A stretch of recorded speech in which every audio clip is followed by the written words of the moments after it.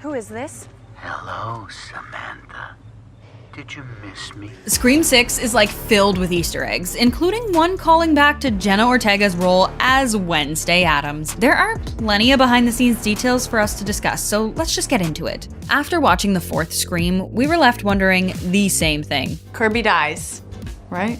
This was left up in the air for a while, but according to this behind-the-scenes picture of Hayden Panettiere hanging out on set for Scream 6 with Jasmine Savoy Brown, we officially have our answer. She gets stabbed, but she lived. Hayden stepped away from acting altogether back in 2018 after struggling with her mental health. I'm so happy that this is gonna be like my first project back. She loves the character so much, and she feels it'll make for an easier transition back into the limelight for her. I'm excited. I'm really excited. Hayden isn't the only actress returning for Scream 6 either. Jenna Ortega will be here too, alongside her on-screen sister, Melissa Barrera. It would seem that Jenna's recent work on the Netflix series Wednesday had a bit of an influence on Scream 6 too, seeing as co-director Tyler Gillett recently teased that we might see an Addams Family reference at some point. The only other thing he'll say for sure is that it won't appear on the subway. But Tyler feels that so much of what Scream is that the real world can enter and exit this really terrifying experience at any moment. Plus, the fact that the movie takes place on Halloween makes it easy to slip in little moments like that too. As of Scream 6, there will only be 2 cast members to have appeared in every movie. The first is Courtney Cox, returning yet again to play Gail Weathers. Just finished filming Scream. This actually makes her a bit of a record breaker in the horror genre, as Courtney Cox officially plays the first female character to have returned for 6 back-to-back movies. And other than her, can you guess who the other returning legacy might be? That's right, it's Roger L. Jackson, who has graced us with his unnervingly gravelly voice as the Ghostface killer in all 6 movies so far. Let's play a game. Jasmine Savoy Brown and Mason Gooding will yet again be playing twins, Mandy and Chad Meeks Martin, from the 5th film. And now that we've discussed everyone who will be returning, let's talk about someone who won't be. Neve Campbell stepped out because of disagreements over her contract, which is much to the disappointment of fans and even fellow Scream alumni everywhere. This can't be real news. Like, this has to be fake. Tyler Gillett admitted that not having Sydney around would affect the script greatly, but he feels that this is a great opportunity to really dig into this new crop of characters. And to any fans of Sydney, don't worry. Jenna Ortega promises that there's references to Sydney in the movie. And speaking of references, Scream 6 has plenty of Easter eggs in honor of other big names in horror. As we said before, the movie takes place on Halloween, and this opened up the possibility for plenty of background characters in costume. So, if you look closely at the scene on the subway alone, you may notice a few familiar faces, such as the Babadook, Pinhead, and Jason Voorhees. One character can even be seen wearing Samara Weaving's iconic wedding dress and ammo belt from Ready or Not, which, interestingly enough, was actually the role that made Matt Bettinelli-Olpin and Tyler Gillett decide to cast her in Scream 6. And a fellow newcomer to the franchise, Josh Segarra, was especially impressed by the amount of Easter eggs the film was able to include, claiming that seeing all the little Easter eggs helped to make everyone more excited to be working on it. And another fresh face to the Scream franchise is Dermot Mulroney, who has been cast to play Detective Bailey. And if the idea of having a policeman play a major role here sounds familiar, it should. Detective Bailey is meant to pay tribute to David Arquette's character of Dewey Riley, who sadly left the franchise following his character's demise in Scream 5. I can't tell you how happy I am to be the role I have in this franchise. And the thing Dermot likes best about his role was being able to follow in the footsteps of the great David Arquette. Although, he's also pretty thrilled to be added to this franchise at this time, when things are starting to take a turn for the gorier, more thrilling action. Dermot Mulroney isn't the only one promising that Scream 6 is going to get bloodier, though. Jenna Ortega is too. It just gets more and more gory. This sort of ties in with one controversial aspect of Ghostface, which is that we've never seen him use a gun before taking up a shotgun in Scream 6. When the co-director Matt first heard the idea himself, he responded with, "What?" The two feelings of, what are we doing? And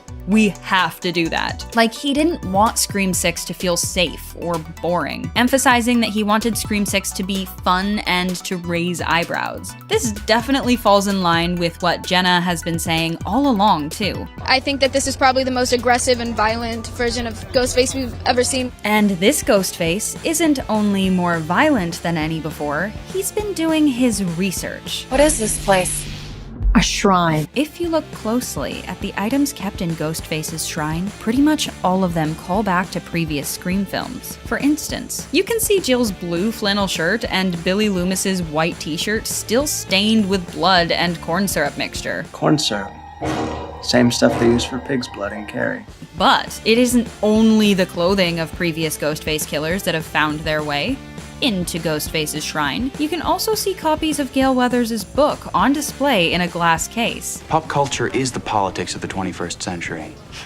Thank you. As well as Dewey's uniform from his time working with the Woodsboro police. So there's another reason why Scream 6 has been saying, This isn't like any other Ghostface. You may have already noticed that Ghostface has a slightly different design to his mask this time around, being more cracked and weathered looking than it has ever looked before. Well, Tyler Gillett felt that this new mask was one of those interesting risks and creative approaches that they took to this movie, describing it as being meta in a different way. Matt stressed that the design of the mask was not an arbitrary choice, but wouldn't give anything else away for the risk of getting into spoilers. So, who would have loved that Ghostface, loves pop music? Demi Lovato wrote the song Still Alive for the movie, and Jenna Ortega and Melissa Barrera introduced them to the franchise in pure Scream fashion. Demi Lovato! This cheery little featurette was later interrupted with a jump scare from Ghostface. Melissa and Demi nearly jumped out of their skin, but fans were impressed to note how Jenna barely even widened her eyes. Maybe she knew that there was a familiar face inside? Because when Ghostface removed his mask, it was only Mason Gooding. I just really wanted to meet you. A new Ghostface calls for an entirely new setting, too. You may have noticed that we've mentioned the subway a couple times now. Well, that's because Scream 6 takes place in New York, baby. The Carpenter sisters have come to New York to go to school, and Melissa promises this new setting to be 20 times more mortifying, because the city is so busy that when someone is screaming for help, you'll see that no one will come to their help. Despite taking place in New York, the film was actually filmed out of Montreal, Canada, making this the first film in the Scream franchise that was filmed out of the United States. Would you like to play a game? Neve Campbell may not be returning for Scream 6, but another fan favorite has offered to let a TV fall on him if it means he gets to come back. So let's just get into it. Cut to 25 years later. Every year I open the door and there's Ghostface. And then they see me and they go, ah! Can you even make a Scream movie without Neve Campbell? She's been the star of everyone so far, but it seems like the 5th movie may have just been her last. Filming that one, executive producer Kevin Williamson actually said that the movie's purpose had been to connect the legacy cast members with a new cast. We're a little bit bummed to see her go. Feeling a bit, just unhappy with the things that were coming to me. But as the directors of the 6th movie pointed out, it felt like there's an opportunity to really dig into this new crop of characters without her. So at least have an ending to the story. But that doesn't mean we won't be seeing any of the original cast returning for Scream 6. Gail Weathers is back, but maybe not for too much longer. If you're following Courtney Cox on Instagram, then you may have already seen the video that she posted to say, Just finished filming Scream. But watch out, Courtney. Ghostface is on the security camera. He breaks in and the video ends on a gasp that seems to suggest that Gail may not make it out alive for a 6th time. And it's never what I want. Speaking of returning stars, did you know the producers literally could not find Hayden Panettiere? I just needed a break. The last time we saw her playing Kirby was back in Scream 4, and although Kevin Williamson wanted to bring her back right away, they were all left saying, where's Kirby? Hayden stepped out of the limelight 5 years ago, and with no agent, there really wasn't a way for anyone to get a hold of her. It was only by speaking through her producers on Nashville that Kevin was able to bring her back to Woodsboro for Scream 6. I just want to keep that ball rolling. I have a whole new team of people. Ah, good old Woodsboro. The fictional small town has served as the beating heart for every film before now. Woodsboro was shot out of California, unless you're talking about Scream 4, where it moved to Michigan. Scream 6 plans on taking us away from Woodsboro and into the big city of New York. And, according to Melissa Barrera, this setting is so much more mortifying than anything we've seen before. As she put it, when someone screams in a city where everyone's kinda doing their own thing, then no one will come to their help. The killer for Scream 6 has done their research. They've been keeping a shrine with every previous Ghostface costume labeled with their original owner's name. With so many same-looking costumes standing side by side, you'd be forgiven if you didn't know that Wes Craven originally wanted Ghostface's robes to be white. Costume designer Cynthia Bergstrom hated it, and instead suggested a type of fabric that could be lit so that it gleamed, almost like the glint of the light hitting a knife. This is the robe we've seen in every movie since. Are you scared, Jenna? No. Ghostface costumes aren't the only ones in the killer's shrine, though. If you look closely, you may also recognize a few other outfits from the first film. You can see Stu's red robe, Steve Letterman's jacket, and even Tatum's iconic green turtleneck and orange shirt. As outdated as these styles should be by now, the first Scream still holds up, and that was on purpose. The only direction Wes Craven gave to Cynthia Bergstrom was that everything felt timeless, saying, "Cynthia, you never know, people may be watching this film 25 years from now." While Wes may have wanted the styles to look timeless, Courtney Cox had another idea. Every time that she came back for a new movie, she'd come with a new look that was Just over the top gross or ugly or too much. our first thought, those short bangs from Scream 3. Oh, well, that was the worst. Apparently, her hairdresser just started cutting, leaving her thinking, well, I don't have a choice now. Neve responded with, not a good, really, the highest voice you could go. Gail's too much outfit for Scream 6 will be a bright blue pantsuit with a pair of green pumps. Our fans would be shocked.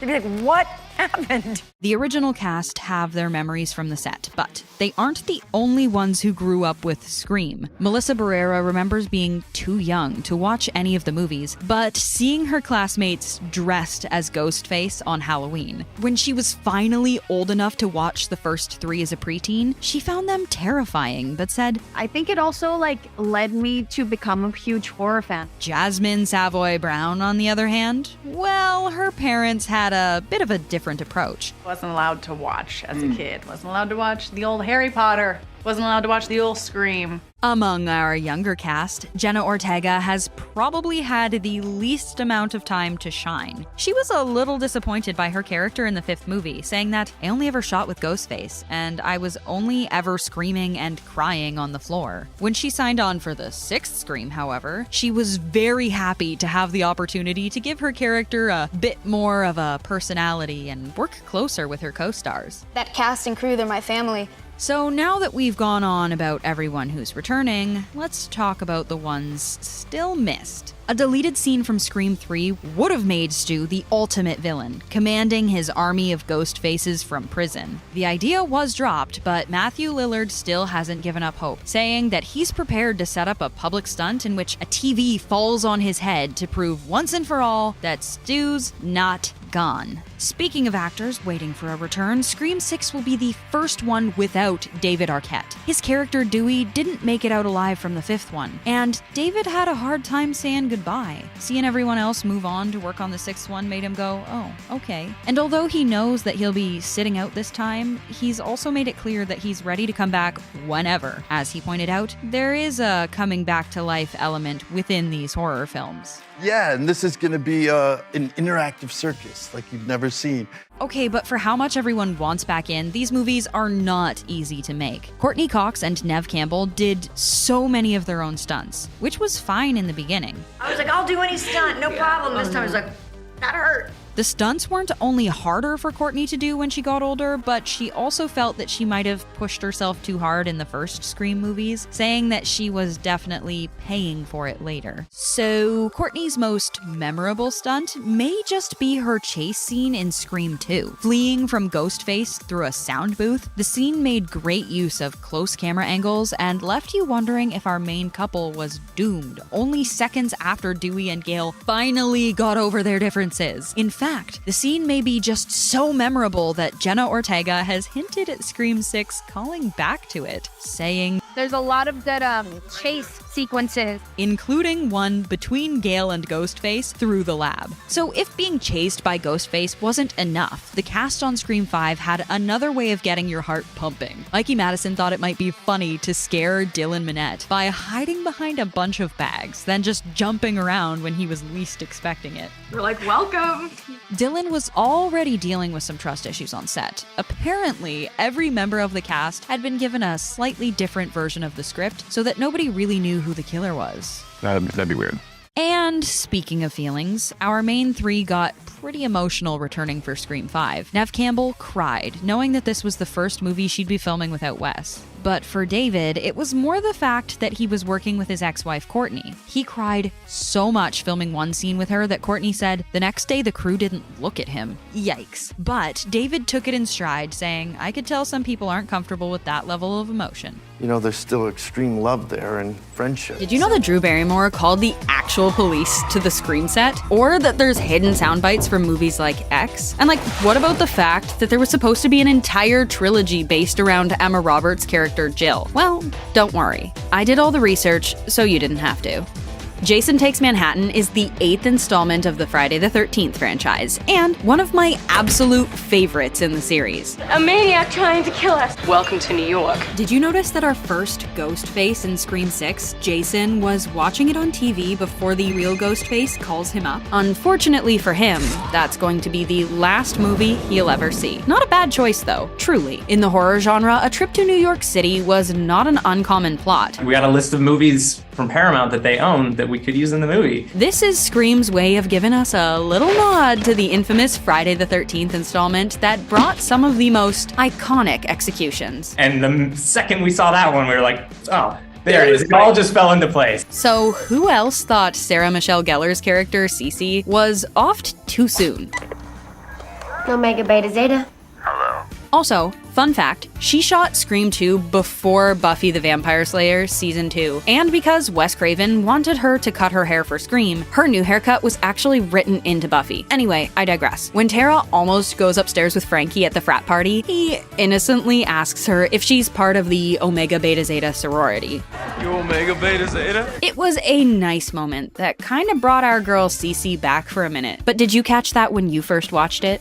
Being so into her chosen character, Drew Barrymore accidentally called the police to set during filming. When she was filming her opening scene, the phone she was using was actually connected to a landline. So during one of her takes, she legit dialed 911 by accident and ended up hanging up. But unfortunately, the police came to set, sirens blaring, ready to try and help Casey make it past the first 15 minutes of the movie. Never call 911 and hang up. They gotta answer that. Now please leave a comment if you caught this. I'd be majorly impressed. In one of Scream 6's more subtle Easter eggs lies a sound cue from the incredible movie X, written and directed by Ty West, and also starring Jenna Ortega. When you hear a knock at the door of Samantha's therapist, that's actually the sound cue from the movie X. It's actually a cool little nod from the directors, as they're both friends with Ty West, because they all worked together on the horror movie VHS from 2012. It really is a small world in the horror genre. So this shouldn't come as a total shock, as directors love to make little cameos in their films. Even Wes Craven showed up in the first Scream movie. The Scream 6 directors, Matt Bettinelli-Olpin and Tyler Gillett, show up in the movie wearing Halloween costumes. Matt's dressed up as Kurt Cobain, and Tyler has a fake knife stuck in his head. My friends. Who else's favorite Ghostface was Scream 4's Jill? What world are you living in? I don't need friends. Did you know that it was going to be the start of another trilogy? When Wes Craven started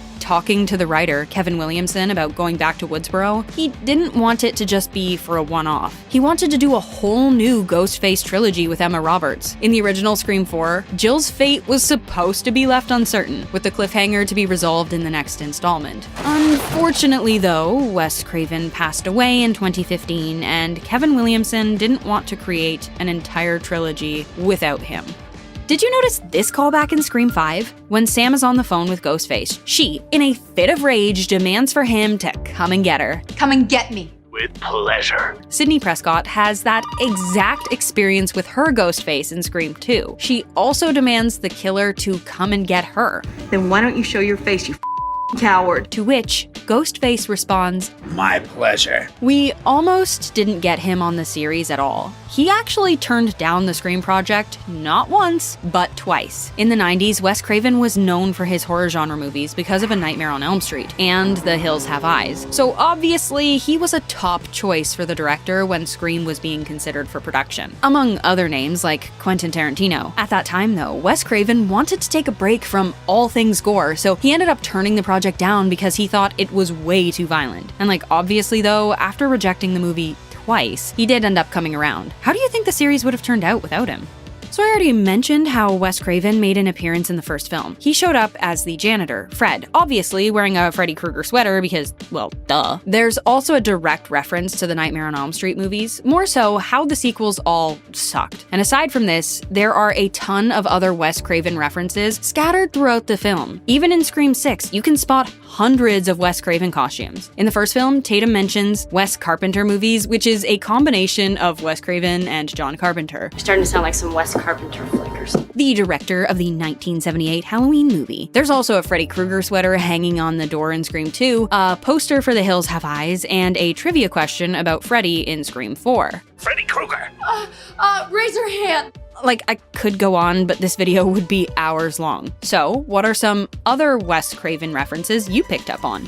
It wasn't until Kevin Williamson met the writers and directors for Scream 5 that he felt comfortable continuing the project. They even paid a heartfelt tribute to Wes Craven on screen. Dylan Minnette plays the character Wes Hicks, and in Scream 5, in which they describe his brutal end as the ultimate tribute for Wes Craven. It's wholly drawn out and filled with red herrings all the way until his gory demise. In the film, students host a memorial for Wes, which doubles as an on-screen memorial for Wes Craven. When the kids toast, To Wes!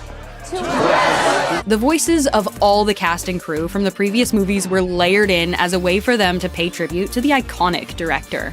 Also known as our favorite leading lady, Drew Barrymore. Did you know that she was actually supposed to play Sidney Prescott, but she chose to play Casey instead? At the time, having your biggest star and face of the film offed within the first 15 minutes was absolutely unheard of. Well, we can thank Drew Barrymore for that shocking twist. She talked about this decision with Sean Evans in 2020. In the horror film genre, my biggest pet peeve was that I always knew the main character was going to be slugging through at the end, but was going to creak by and make it. What I wanted to do is take that comfort zone away. So I asked if I could be Casey Becker, so that we would establish that the rule does not apply in this film. Did you know Ghostface works 2 jobs? It's funny because Courtney Cox is often pointed out to be the only character who has been with the entire franchise since the very beginning. But that's not exactly true. Roger L. Jackson, the voice of Ghostface, has also been with the franchise since the very beginning. Do you like scary movies, Sydney? I like that thing you're doing with your voice, Randy. This whole time, I thought it was an actual voice changer.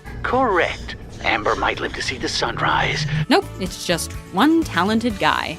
Can you handle that, Blondie? Something else that's pretty hilarious too is that he also does the voice of Mojo Jojo from the Powerpuff Girls. Do not continue with your ramblings, for my ramblings are the ramblings to be obeyed. It's so clear why they did this Halloween trope. There are so many references within all of the costumes, more than I could ever possibly list on this one video. As a nod to Roger, there's one person dressed as Mojo Jojo in the subway station. Oh, come on now.